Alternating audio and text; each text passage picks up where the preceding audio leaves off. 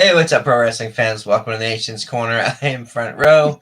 Join me this week is our happy cast of characters: Tony Justice, the greatest truck driver of all time; Mongrovian Mike; and Debhausen, the great and powerful. What's up, people?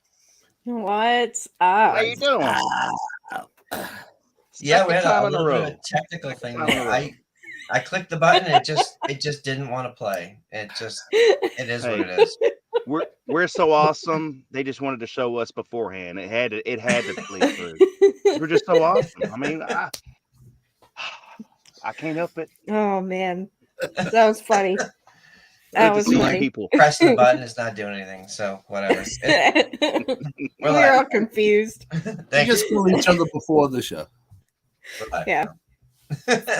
What's up, Nation's Corner fam? I see Mad Mac in the chat and a bunch of others. Seth, David, Steven, MJF Trent. Star. Thank you, buddy. John, I'm glad you're out here. on location. RA, And John, what our man Mad Max said right there. If you want to put it up there on the screen, man, congratulations to our hero, David LaGreca, 2023 International Pro Wrestling Hall of Fame New York Excelsior Award. Yeah. Congratulations to you. Congratulations, Dave. You deserve it, brother. Yes, he does. Absolutely. John, that's not how this all works. Sorry. That's not how any of this works. Oh, although that's usually a good choice. That's true. And did you blow to in answer your question, to answer Mac's question, I will not be, and I don't think I think Trenda and Hijacker are going to be over there in LA for WrestleMania, but I unfortunately won't be there. It's just too much travel for me, and plus I just can't get over there, so we're gonna have to miss it this time, brother. Yeah. Philly. Yep, we are eager to go to Philly for Mania next year. A lot of us are in driving distance of Philly, so it'll be a much cheaper trip for a lot of us. So we're excited about that. Agreed. Yeah. So what y'all do this week? Work, as usual. Yeah. Yeah. I literally parked my truck 10 minutes before we went live. Jeez. I literally parked. That's dedication. Came back here, set everything up. I'm on location in Utah, Alabama, which is spelled EUTAW, and Todd should know a little bit about Utah since I'm in his state. Yeah. So I'm headed to south of Boston, Massachusetts. And did y'all see how my accent just kind of from said Boston? The word Boston, yeah. Anyway, that's weird how that does that, but yeah, I'm going to Boston, south of Boston, Mass, for this load that I'll be delivering Tuesday. So yeah, trekking east. Nice. Enjoy. Spent many years up there. I'm good. No more snow for me. Yeah. Love the people, not so much the weather. Yeah. All right, so let's dive into some pro wrestling, man. There's been all kinds of cool stuff happening this week. I have a couple of big topics I want to talk about. I know we have a whole bunch of stuff to cover. I wanted to first do something. Let's do something we don't normally do. Let's start with Impact.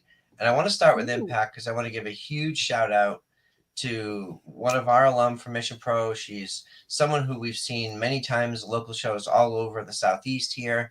And that's the mother effing King, Kylan King. And for you Impact fans, bring us up to speed on what she's been doing this week.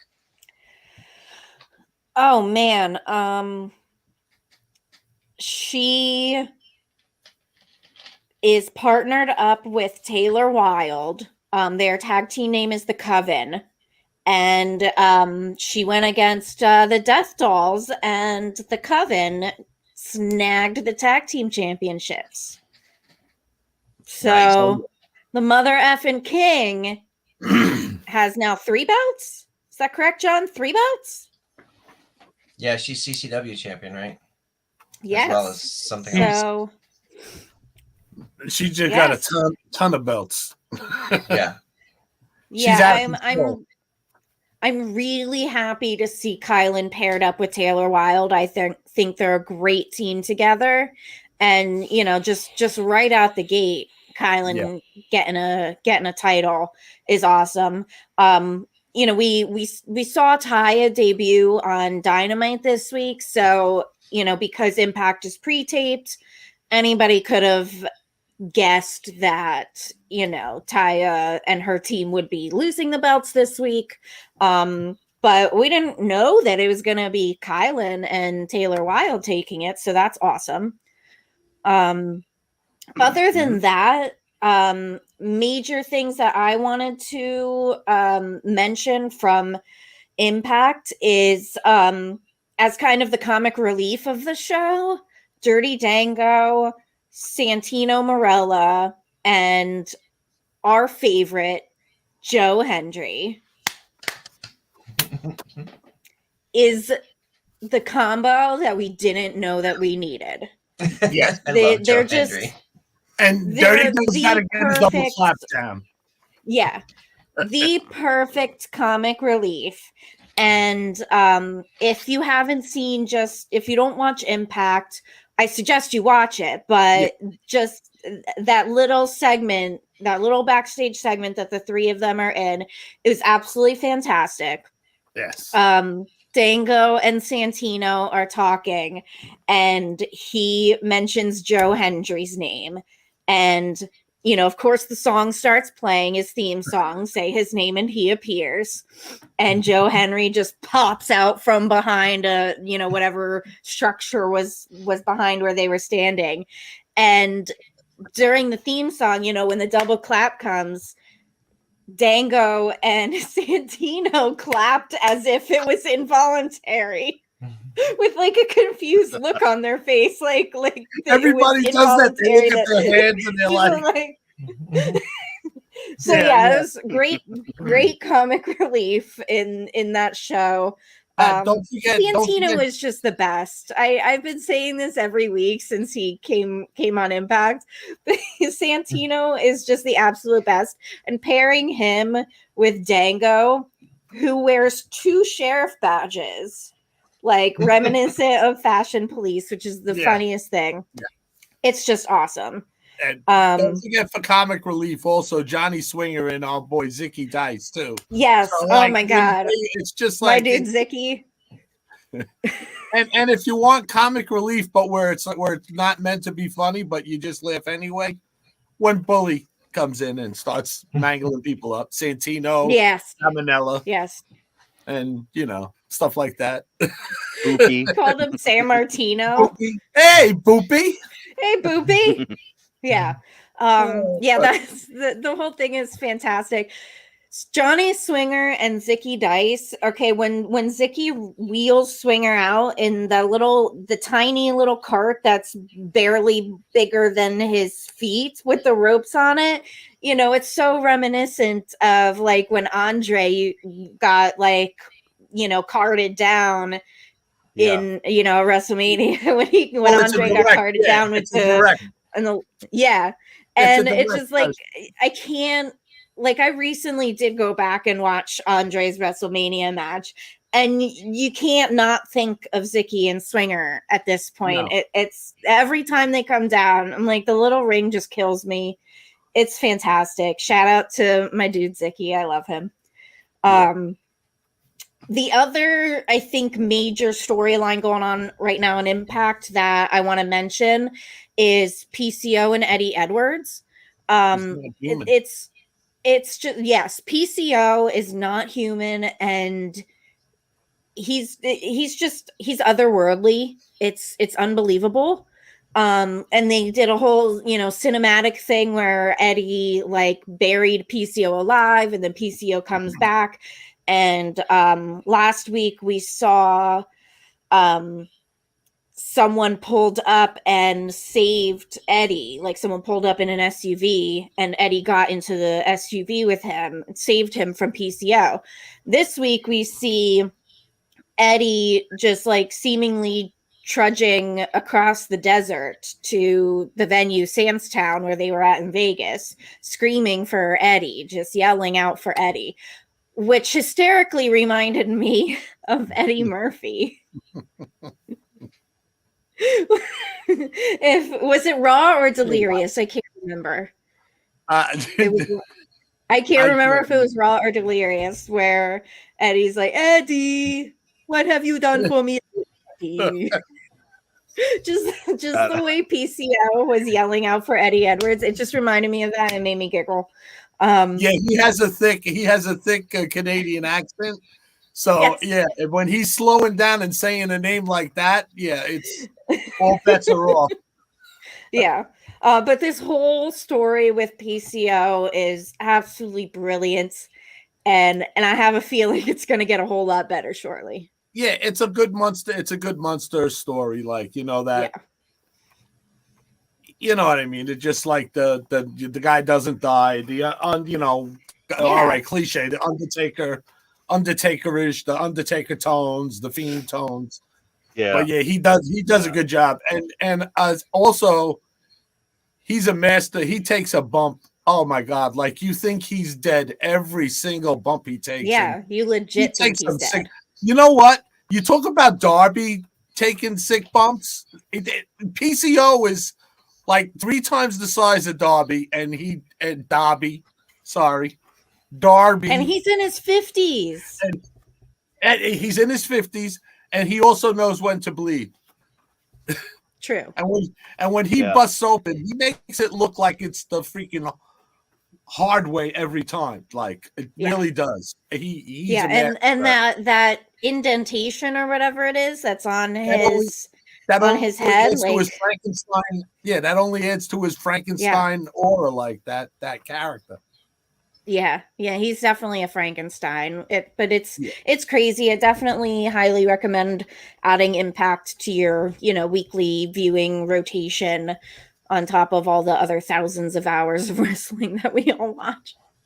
But it's just so good. $5 for 1 month, and you could cancel it, and if you don't like it, that's it. Yeah, and I do watch it on Access because I have Philo and Access TV is available on Philo. So anybody who has a Philo subscription, Access is included. Otherwise, you can get it on their YouTube subscription for cheap. Yep. Nice. So yeah, I think that's pretty much the big bullet points from congratulations. Impact. And yes, congratulations to the mother effing king. I just wanted to say that she's the best. Yeah, Kylin is a big get for them. She's going to be a big asset to the roster. Yeah. And I just want to, speaking of Kylin, John reminds us that she is the CCW champ as well as a title match network champ, and a knockout title. So it's interesting because I believe she won that title match network championship at Ladies Night Out from Eva Lise, I think, because Eva Lise won it last year at WrestleCade. So, yeah, that's pretty cool. And I want to give a huge shout out to our good friend Scotty. Scotty's in the chat. Scotty, the man with all the busted open heads. Huge thank you. Scotty's responsible for all of us having some cool cardboard in our homes and out in the audience. Not all of it is cool cardboard that he leaves at our homes. That's true. That's a fair point. Shout out to RA. Is RA. Yeah. Yes. Yeah. RA brings up a very, very good point. If you are watching this now, whether you're watching live as we're speaking right now, or if you're watching on the replay at some point in the future, click that thumbs up button and click that subscribe button. If you're watching us, why aren't you subscribed? Yeah, come on. What are we doing here? Come on, do it. Right. What are you doing? Okay, so before we jump into the big shows this week, something we watched last night that was, I even forgot was on, but I was reminded by our group that because we have Fight Plus, we get access to all these great independent shows, including GCW. And I like GCW from time to time. Sometimes the death matches are a little bit more not my taste. But last night they were in New York, and so the New York State Athletic Commission guidelines don't allow for the real heavy-duty death matches, which from time to time is fine to get. It forces them to sort of give us a different product, which the main event last night was Nick Effengage versus Masha Slamovich in an outstanding match. Masha is just a beast, and she gave everything back that she got in that match and emerged victorious as the new GCW World Champion. I was so Wow. excited because we've seen Masha in Mission Pro, we've seen her at independent shows. We've had the opportunity to interview her and spend a little bit of time with her. She's awesome. And to see her continue to get more and more opportunities, both at Impact and now as a GCW champion.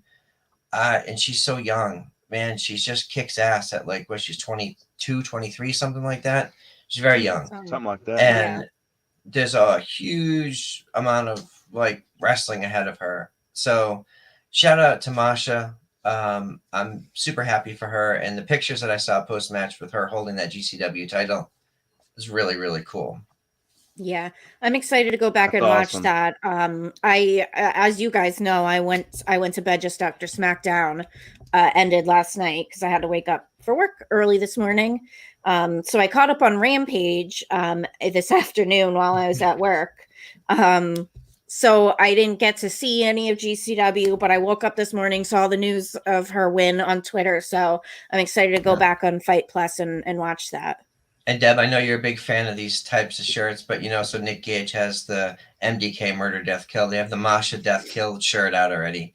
It's Nice. MDK all effing day. It's an Nice. awesome shirt, and I may have to get it. It's really cool.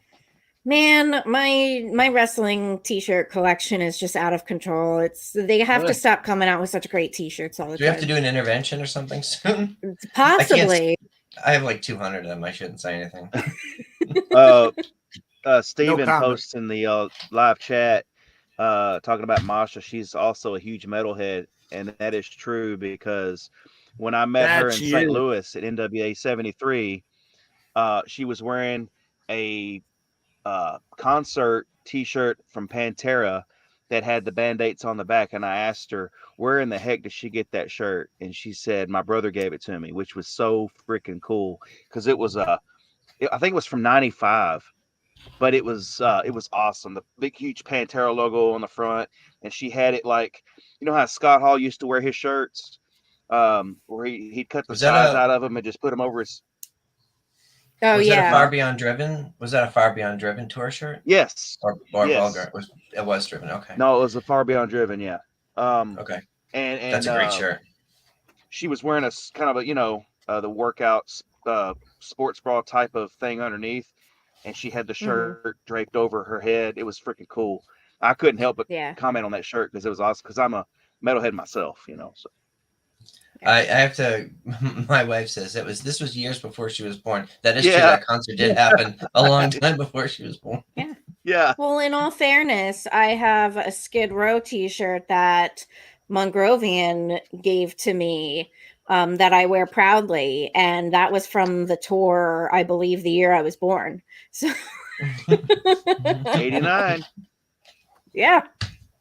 Yep. So just because you weren't alive then doesn't mean you can't be a fan of that music. Most of the music I listened to was before I was alive. You grew into that one. Okay, so I want to jump around a little bit. We're going to be a little scattered here tonight because I've got some thoughts, right? Deb, you mentioned it. You mentioned Taya Valkyrie appearing, and we've been talking about Jade. We've been talking about when she's going to get a real competitor. I mean, there's been some top-notch people that she's sort of run through during her reign of terror and even in the tournament leading up to her title win. Well, enter Taya Valkyrie. Taya is an absolute monster in the ring. She is very physical, very strong. She has the presentation. She has the size to go nose to toes with Jade. She was not on my bingo card just a month ago about people who could show up, who could show up to challenge Jade. I was like, she was not on my radar because she was with Impact and I wasn't really sure, she wasn't part of that conversation.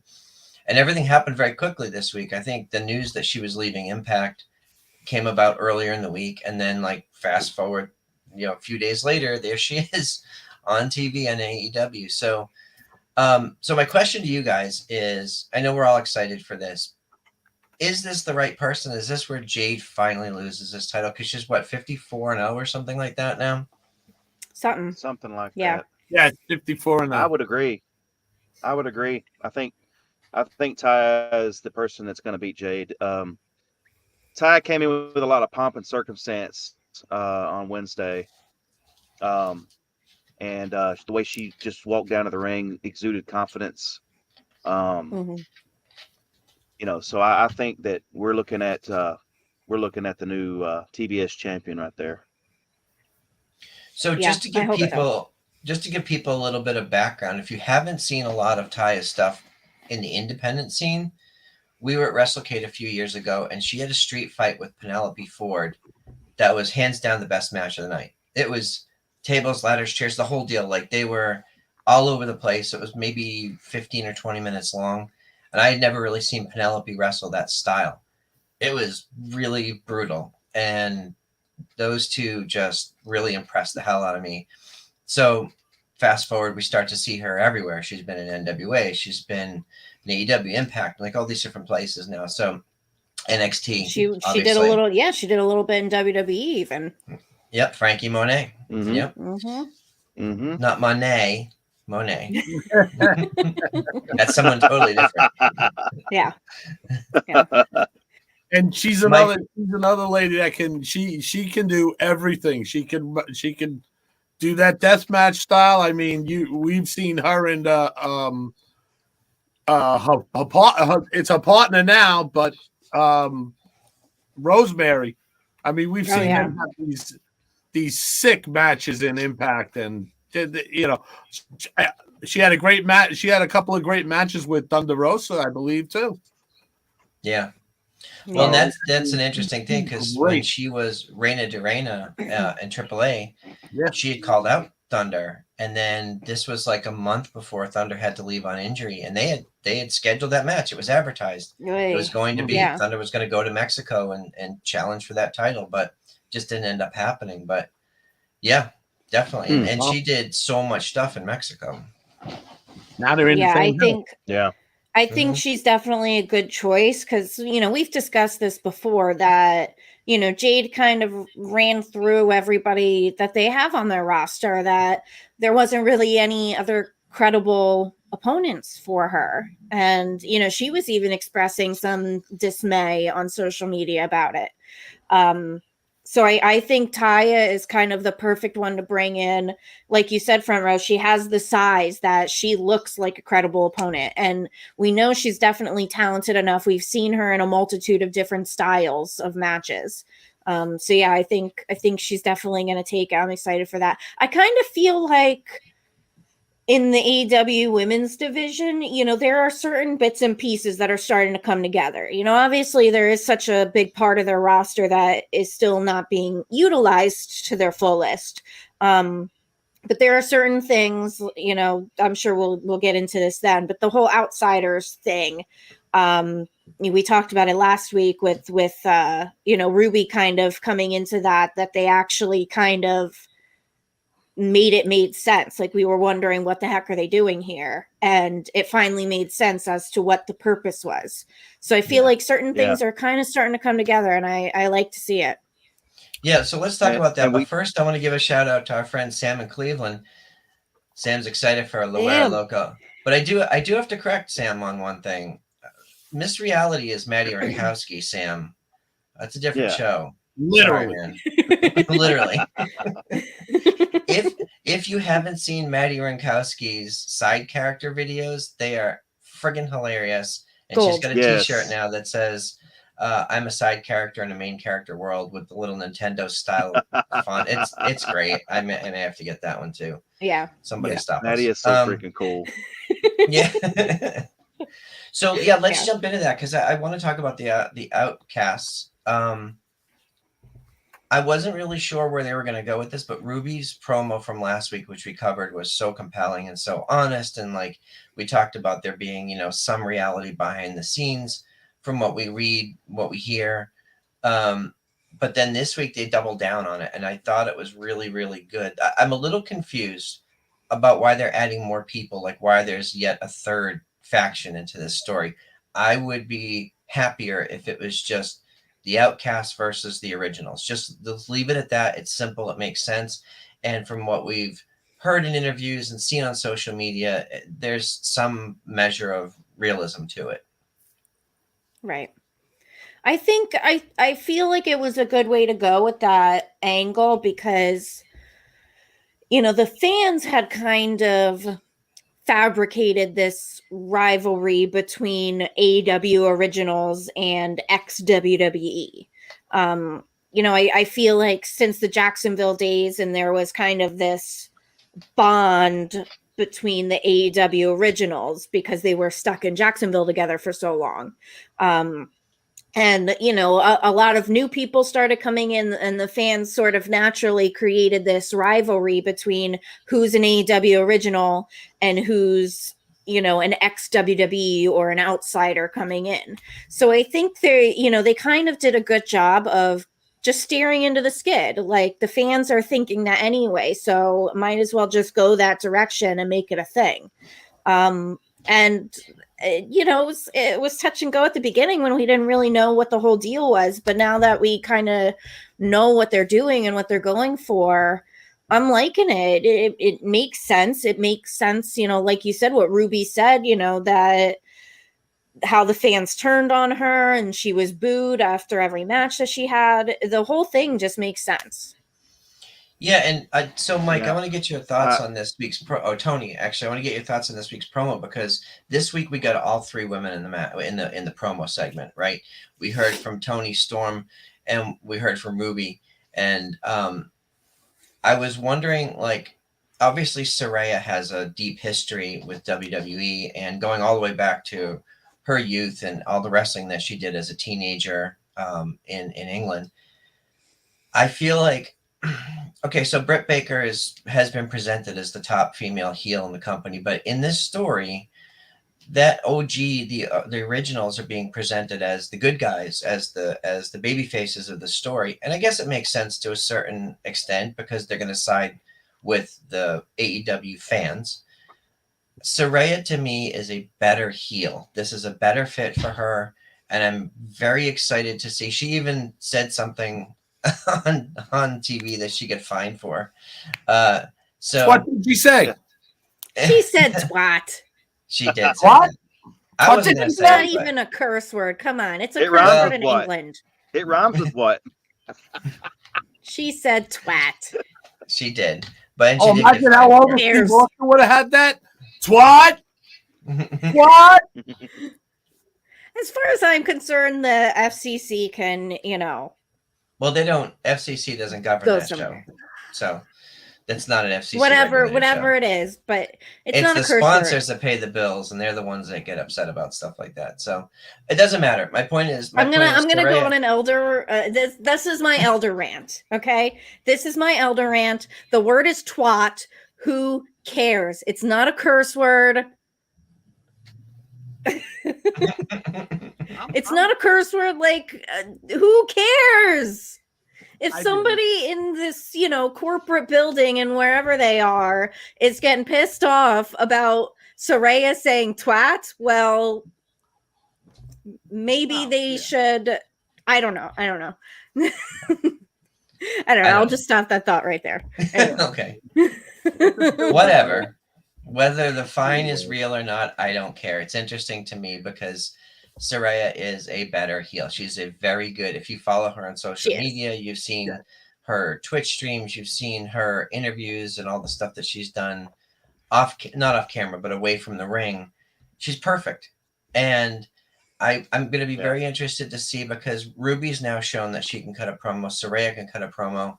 I haven't seen it from Tony yet. Like, she did cut a promo this week, but it was very like like third place for me. Mm-hmm. Yes. Yeah. Do we think, and for anybody who's seen her, you know, in Japan and her other stuff, I've never seen her cut a really honest, really cutting promo. I'm hoping she figures it out, because they're finally doing something interesting that we care about.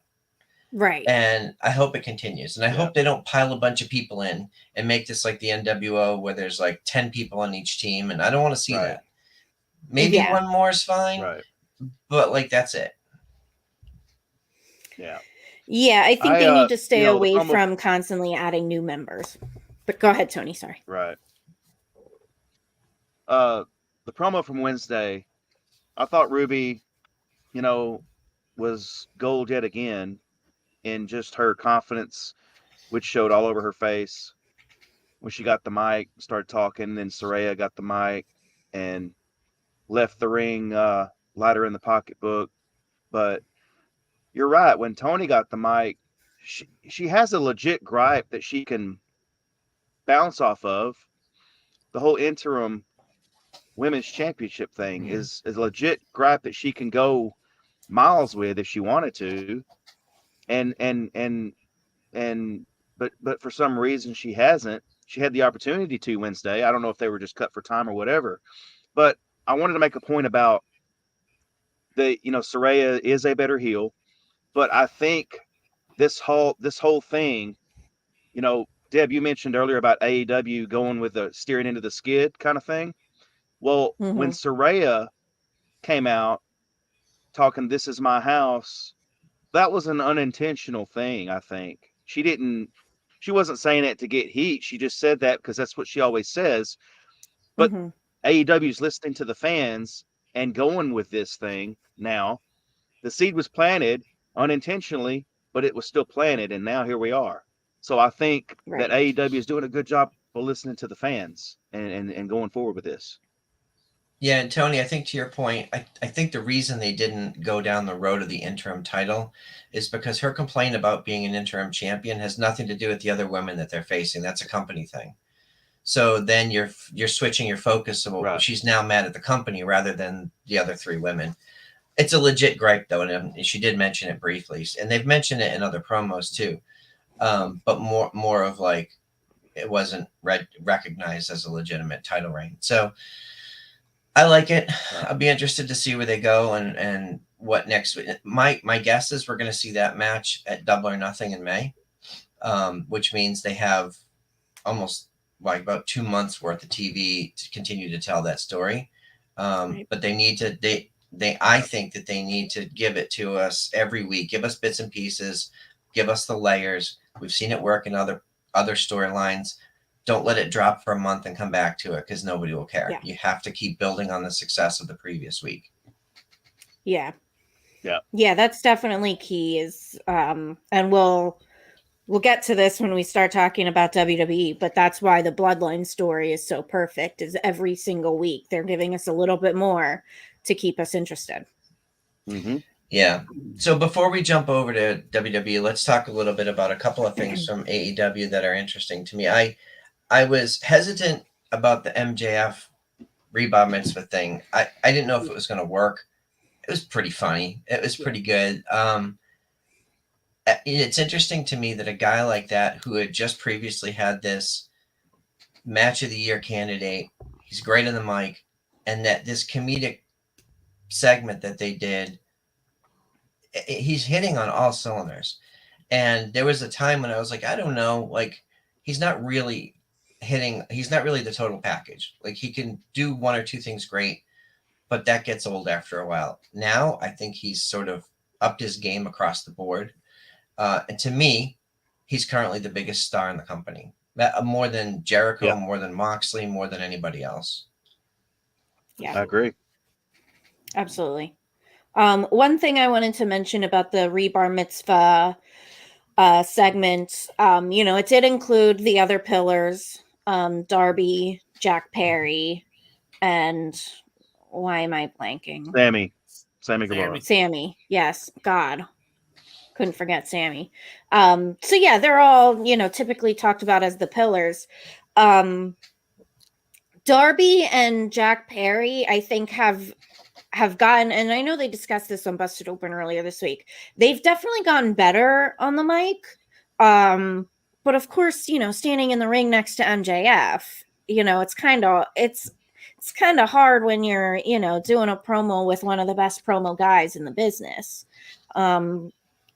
So I saw some people kind of say, that their promos weren't nearly as good, which obviously, they're not as good as MJF on the mic, but they've definitely improved. I liked the line about MJF, not having matches on Dark and Elevation and not even being on Rampage. It's something Bully brings up a lot on Busted Open is that MJF, yeah, he wants to be the spectacle that you only get to see him wrestle on pay-per-views. But when you only get to see him wrestle on pay-per-views, he's only having 4 matches a year.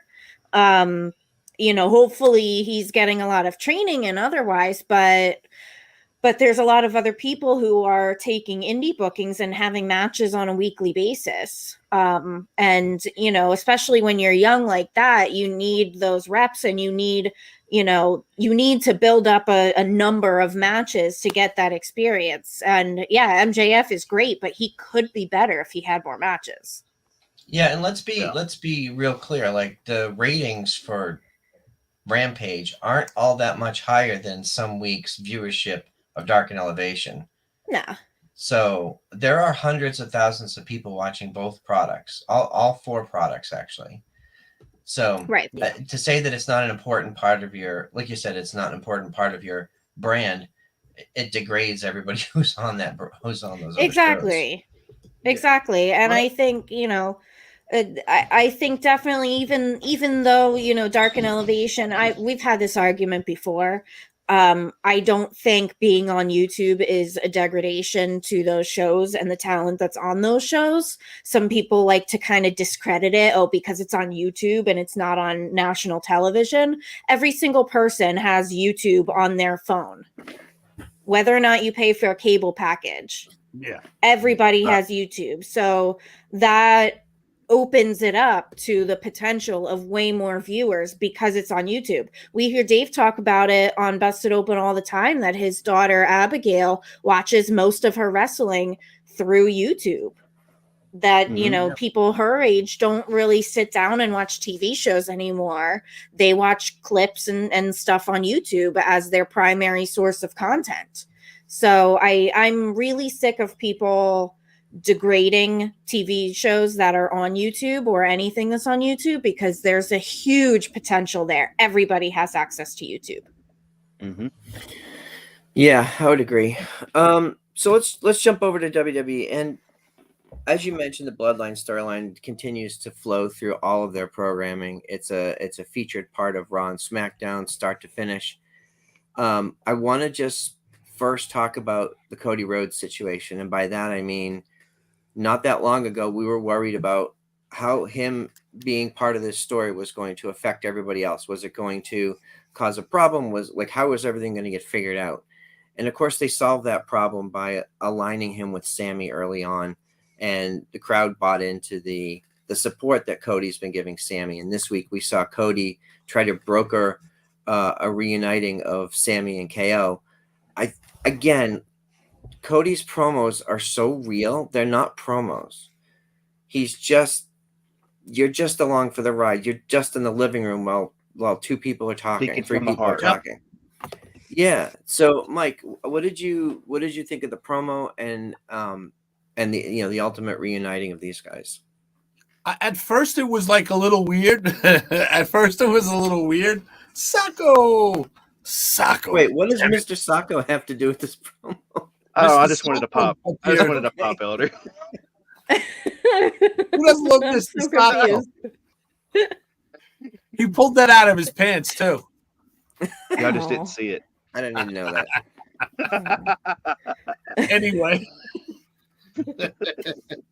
What were we talking about? No, it was a little weird. It was a little weird when Cody came out and brought them out, and it was like, well, what's going on here? But it worked out. It worked out very well.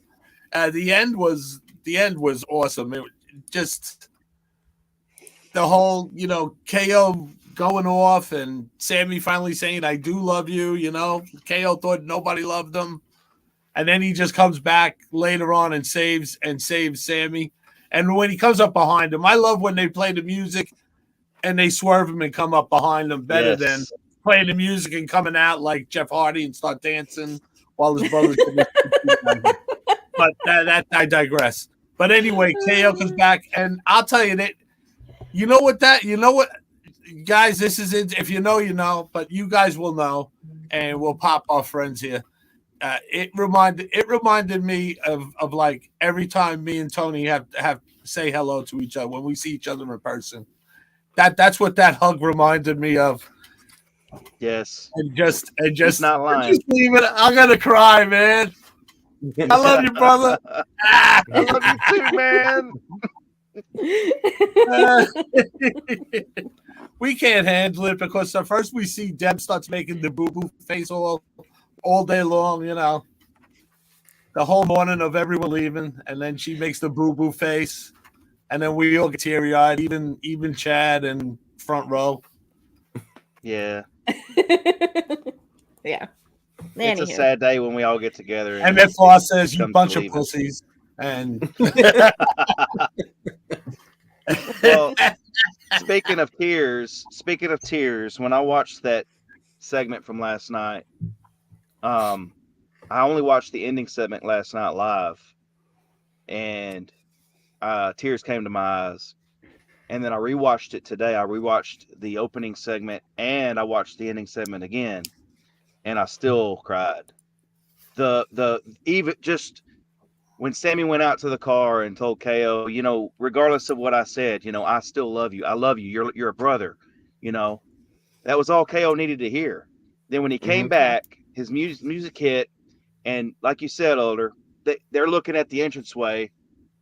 The way the camera panned around, the camera work for WWE for this storyline is amazing. Just putting that out there. The camera work definitely helps tell the story on anything. I don't care what anybody says, because the way that camera panned around, you know, there he was, and he was taking off his jacket, and you know they turned around. It was just masterfully done, and the little minute detail in this story that I haven't heard anybody say. When the Usos went out of the ring, Sammy's over here, KO's over here. He turns around, looks at him, and then he power walks to him, and Sammy kind of started acting like he was going into defense mode because he didn't know what KO was going to do. He kind of acted like he kind of flinched a little bit, and then KO just grabbed him and bro hugged. And I mean, the pop that they got was, I mean, it was about as equal as the pop at the last pay-per-view in Canada. That was just masterfully done. And, and like Deb said, there's layer after layer after layer for this story, and it's not getting old yet. It is it's awesome. You know what? Every week they are just adding something different. Like there's a little different part of the story that we're learning about every week, whether it's with the Usos or whether it's with Sammy and KO or whether it's with Roman. Like every single week they're kind of focusing on a different aspect and telling the story of a different person involved in the story. And I can't remember. I feel like it was on Corey Graves' podcast a couple weeks ago that I was listening to. You know, me being the one who listens to all the podcasts. I'll listen to some. I feel like it was on Corey Graves' podcast, but he said, like, and we've talked about this before, that every single person involved in the Bloodline story has a specific person or a specific purpose. Like, there's not one single person involved in the whole thing that you could take away and it wouldn't matter. Right. Like every person has their part, every person has their role, and each role is integral in the entire thing coming together. You can't remove anyone without it drastically changing the whole story. Right. Agreed. And someone that I see Nerded Music and Film says, I hope Cody wins at Mania, and then Dustin comes out to give him a hug in the ring. So I've been saying this on the show. I've been saying this in our group. I would love to see Dustin a part of this story. He's one of the very few people that I can see plugging into this story where it makes perfect sense. A lot of other people would be shoehorned. It wouldn't, whatever, but they've been teasing it like a little bit on social media, the finish the story, the whole thing. Yep. Like, and I know he's currently signed to AEW. I have no idea what his contract status is, but man, I would love to see him and Cody back in WWE together. That would be so cool. That would be really cool. You know why? Because to make a point that our buddy David Mitchell is making in there, that he wants Cody not to win, to lose at WrestleMania and go finally win it at SummerSlam. That makes perfect sense. because Dustin come out and they could retell that whole story of the brothers feud. Dustin might come out and everybody's thinking, oh my God, Dustin's going to help Cody get the belt. And maybe meanwhile, Dustin might be like, no, I'm the one that should get the belt for Dad, not you. I've been. Oh man, if Dustin comes out, I'd cry. That could prolong. I would seriously cry. Yeah, that could prolong it to SummerSlam though, like Dave wants it to do. And either way, there's layers to this story, and I'm taking away the onion layers, and I'm going like donkey, and I'm saying parfait because this story is sweet, man, and I want layer after layer of this parfait. Donkey. Donkey, it's right. Donkey. Oh, okay. Donkey. Yeah. Always donkeys over monkeys. Always. You know that. They win. Onions have layers. Shout out to Brian. Parfait has layers, though. Cake has layers. So, something I didn't like, and I didn't mind the match, but Bianca Belair defeated Chelsea Green, which is perfectly fine. Shout out to Bianca Belair. I read a statistic the other day, and I don't know if this is true, but I think WWE may have even posted this, that she's the longest reigning Black WWE champion, male or female, of all time. Bravo. Which is really cool. I believe it. Yes. That's amazing. But so she defeated Carmella, which is perfectly fine. And then Carmella beats her down. Asuka comes in to save Bianca, and then we see Carmella and Chelsea Green are teaming up. Now next week they've advertised Asuka and Bianca versus Chelsea and Carmella, and I really dislike this idea of taking two competitors who are headed to this high-profile match at a pay-per-view in just a week or two before putting them in a tag team. Like, it's terrible. Can they no, they can't. Yep. No, they can't. Like, they're both. Yeah. No, we know they can't. Even if they're both baby faces, it doesn't matter. Like, it makes no sense to put them in a match together just 2 weeks before a week and a half before the pay-per-view. The biggest pay-per-view of the year. Yeah. I say Asuka make all of them. Get the mist. That's what they get. Yeah, no, I completely agree with you on that front row. I think it's the silliest thing ever to, build up a storyline between two people, like, building up their match against each other, and then you're going to have them tag together, like you said, a week or two prior to their match against each other. It makes no sense. The whole can they coexist thing is so overdone. Like, can we just stop that? Yeah, it reminds you of old creative. Yeah. Yeah. No. No. Yeah. Everything else is pretty much hitting all cylinders. There's a couple of mini matches I'm not excited about. Look, I'm always excited for Brock Lesnar match, but Brock versus Omos does nothing for me. I don't care. I'm sure it'll be fine. Yeah.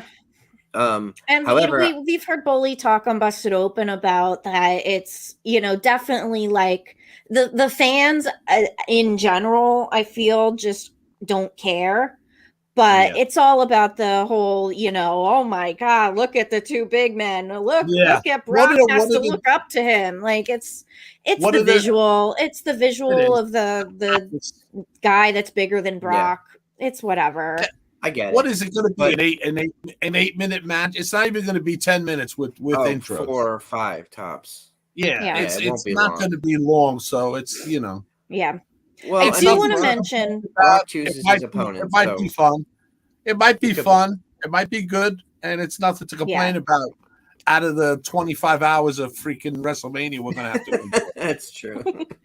I do want to mention though, if you're not that excited about Austin Theory versus John Cena, earlier this afternoon when I was listening to Corey Graves' podcast, again, Corey Graves' podcast is one of the best podcasts of the week. Highly recommend it. Obviously it's WWE centric, but he has great analysis, great conversation with Kevin Patrick.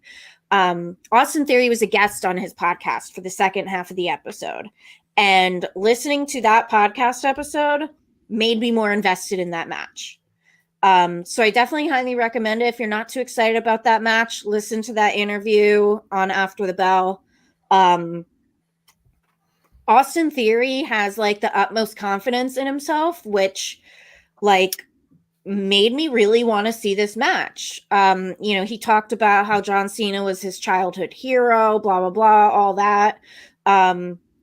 Corey Graves asked him, what happens on Raw after Mania if you win. And they had a little conversation about that. And then Corey Graves said to him, I have to ask you this. What happens on Raw after Mania if you don't win? And Austin Theory pretty much said, like, I haven't thought about it. That's not an option. And they were discussing how he always looked up to John Cena. He wanted the US title mainly because John Cena made that title prestigious. Right. And Corey Graves asked him, if you could go back, what would you say to 15-year-old you? Like, what would you say to 15-year-old you, being able to go back to him and say, like, one day you're going to have a Mania match with John Cena? And Austin Theory's response was, I wouldn't say anything. That kid knew. Like, he has the utmost confidence in himself. Like, he knows that having a Mania match with John Cena was his destiny. And he knows he's going to win that match. Who's 15-year-old Hugh? Who the hell's that guy? Hey, Did shout out show to you John my Cena picture? if you're watching. Did I show you my picture of John Yeah. Cena? Did I show you my picture of John Cena? You see? I tweeted at John Cena today promoting our show. For those that follow the Nation's Corner and follow me on Twitter, you saw it. If you're not following me or Nation's Corner, what's wrong with you? Anyway, I had the cojones to tag John Cena and Triple H in our promotional tweet. So, hey, Triple H and John Cena, if y'all are watching, what's up, y'all? Thanks for the view. Yeah, okay. I am actually excited about that match because Austin Theory is an unbelievable wrestler, and we still have a couple more. We still have a couple more episodes of Raw, 2 more before Mania. So it's going to be interesting to see, is Cena going to be back for the promo battle? Because Cena really basically schooled him. He even gave him like a little punch on the way out, right? Yeah. He made him look foolish, which I thought was interesting. Cena didn't put him over at all. In fact, he told him, "You have no business being in the ring with me. You're not ready. You're not ready. Yeah. No matter what happens that night, you're going to fail. Just challenging me was a colossally bad idea. And not from the you're going to lose a match, but like, I'm going to walk all over you." He's not. We know John Cena's there for a reason, to help work with Austin Theory, which makes it even more interesting and makes it more intriguing. I'm really interested to see next week. I'm expecting Austin Theory to cut some pretty real stuff. Maybe he'll dig into the bag and give us some video John Cena has been around for 20 something years. So there's a lot of flubs and awkward moments he could draw from to make Cena look bad. So I think it's going to be good. We'll find out. Yeah. I just wanted to ask. Do we put too much stock in the go home and the Raws and SmackDowns after, like the Manias? Like, do we always do that? Like, you know what I mean? Like, no, they're important. We had those. Yeah, it was always kind of a big deal before. Like, even with AEW, we had the crazy go home shows, and we were like, "Oh my god, we don't know how it's going to work." And then the pay per view kicked our freaking asses. Like, it wasn't a clusterfuck. It was just a great pay per view, which is And I always like that. I always like that we get a good pay per view at least. But they've been doing really good. It all depends. Yeah, they've been doing good. Because the Raw after Mania is typically where you see like call ups from NXT and stuff like that. Some years we haven't really had that, and some years the Raw after Mania is amazing. So it's just kind of like, it just depends on what's going on. I think it's different too. AEW hasn't historically really had go home shows.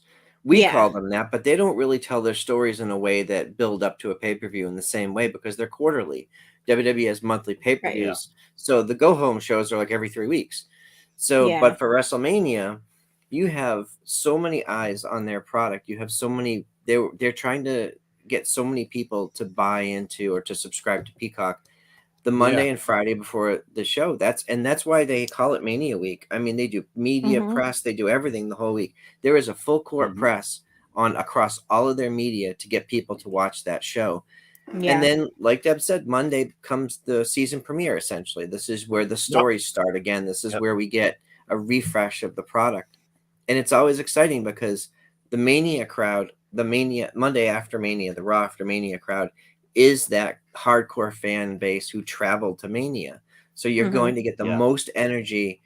Like when we saw Enzo and Cass debut, like those debuts, those moments are like fueled. What match, I do think they're are important. you looking forward to? What match are you most hyped for to see out of Mania? Well, of course, the Bloodline match. Honestly, like Charlotte and Rhea. I'm looking forward to Charlotte and Rhea. I was just going to say that. Bingo. I knew you were going to say Charlotte and Rhea, and that's why. Not even the shirt. I know that's because Charlotte has us. She came out and let me tell you something. For wearing an outfit that showed zero skin except for her hands and her face practically, and that's it. Until she took her shoes off and started smashing Rhea in the face with her foot. But, I mean, she looks stunning, first of all. And like you said, Fro, you've seen her in person, and you can't deny that she's a star. Like she's somebody. Yeah. She walks into a room and she commands attention. Well, she walks down that aisle. I can't wait to see what the hell she's going to look like at WrestleMania. I sound like I'm on a fashion show with Kelly fucking Osbourne right now. Yeah, even I mean, I wonder how she's gonna paint her nails. Even out of character, just talking to her as the person at a meet and greet, she commands the room. It's just she has a presence, and seeing her at Mania, seeing her. Well, it's not even that she's a flair. She just is a champion. She always carries herself like a champion. She always carries herself like the most important person in the arena. With or without a title, even when they stopped calling her Charlotte Flair, when they just call her Charlotte for a while, didn't matter, didn't change anything, and she's only gotten better. What I find, the thing that I'm most excited about is when she had her match with Rhea. Rhea was great. We got the NXT version of Rhea, awesome. This is a different Rhea Ripley. She has evolved so much in the last 12 to 18 months, especially with her time in the Bloodline, not the Bloodline, Judgment Day rather. I honestly can't even pick a winner here at this point. A year ago, Charlotte would have wiped the floor with her. It would have been a great match, but she would have won. Now I'm like, I don't know, man. Like Rhea's leveled up in a big, big way. I want to see it go 20 minutes to a half hour. Yeah. One thing I wanted to mention about Rhea, and it struck me watching SmackDown last night. When Rhea and Dom walk out together, they look like the perfect pair. It was absolutely brilliant pairing them together. They're about the same height. Their body is about the same size. Like, they just look so perfect standing next to each other. And this graphic has been circulating around the internet of like the stats between Charlotte and Rhea, and it shows their height and weight and accomplishments and whatever. For some reason, they seem to be undervaluing Rhea's stats. I don't know if they're trying to just make Charlotte seem more powerful because they're saying that Charlotte is taller and weighs more than Rhea. There ain't no way in the world that Rhea is 137 pounds. I'm sorry. That's laughable. That's ridiculous. Rhea is easily 160. First of all, we know Rhea's taller than that. Mm-hmm. And I know I said this to you guys earlier today. I was about 137 pounds when I was in high school, and I'm 5'2". And when I was in high school, I was pretty skinny. I didn't think it back then, but I was pretty skinny. Like, you ain't telling me that a skinny 5'2" person weighs the same as someone who looks like Rhea fucking Ripley. Okay. It got me so annoyed that they're trying to say she's 137 pounds. Clearly she's not. Yeah. No. And I think Lance Storm posted Lance Storm. Sorry, real quick, Tony. Lance Storm posted a picture that he had taken with Rhea Ripley. He's like, I'm 5'11" and a half legit, and she's my height. So, yeah, to your point, she may be taller than Charlotte by an inch or two. Mark my words, and all I'm going to say about it is, mark my words. I love Charlotte, but Rhea is walking out of WrestleMania the new women's champion. Yeah, Done. I would agree. SmackDown Women's Champion. SmackDown. Absolutely. Okay, so before we wrap up, I wanted to also mention that I was super excited to see the announcement that Great Mood is going into the Hall of Fame. Legendary career. I've only seen him in live once. We saw him at WrestleCade, and there was that cool moment after his match where Nick Aldis came out and confronted him, and nothing ever became of that because that was 2019, and then the pandemic hit a few months later. Which is unfortunate because I think they could have done an interesting program in the NWA. I'm excited for he's a big deal, and he's a big deal outside of WWE, which I think is even more important. But I wanted before we go home here, I wanted to get you guys' opinions. Give me one more person who you think is going to be inducted this year. China. And I'll start. Okay, I was going to say I'll start with Jazz. China. Yeah, hands down, no hesitation. Obviously, China. Cool. Tony, I think any guesses? Same, China. She deserves a solo induction, and I've been preaching it on Twitter. China. Mike? Bring China. I'm going to say Elizabeth would have to go first, but I'll go with China too, because I do believe China could be in. But there is a point to be made that she's in with DX, so I mean, there is a ring there, but she deserves a solo because all her work with Eddie Guerrero and Mark Henry, and there's a lot of And furthermore, I'll just make this last point. We just recently saw the China biography documentary on A&E, and it broke my heart how she felt so abandoned by the WWE. It really broke my heart to see that. So she's in with DX, but she absolutely deserves to be in there by herself. All the accomplishments she had, everything that she did, that just, I started crying seeing that moment on that documentary where she was sitting there crying, saying like, I'm China, I'm a champion, I shouldn't be treated this way. That broke my heart. She deserves it. Yeah, I agree, and I just and so like to both of your points are correct. She is in the Hall of Fame because all of the people who are part of tag teams or factions that are in the Hall of Fame have a right to say they're Hall of Famers. Yeah. You can't take that away. I also think that she deserves a solo induction. Yeah. And I have to call Sam out. Stacy Keibler, really? She was a valet. She was King. Well, no, she wrestled, but like Miss Deborah deserves it for her. Okay, I'll add one more person. Well, she does. She did do more than Stacy. She's Deborah McMichael. She's the one that said, thinking of Chris. Chris, your team's gonna get stone cold. You just triggered Chris. No disrespect to Stacy Keibler, but she's not a Hall of Famer in my book. No, she contributed. She had a very short-lived career. Yes, she did wrestling, but she wasn't exactly a renowned wrestler. Is there a participation award? She did go to a table. She did go to a table.